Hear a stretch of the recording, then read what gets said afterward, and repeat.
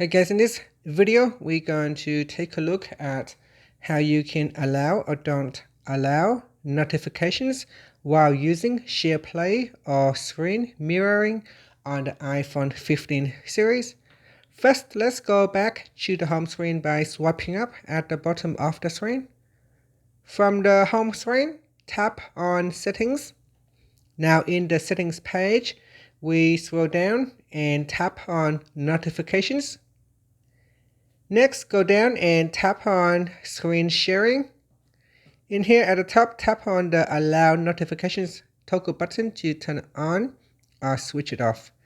Now when you allow notifications, this will allow the phone to display your incoming notifications message while you are using SharePlay or screen mirroring. And that's it. Finally, you can swipe up to go back to the home screen. Thank you for watching this video.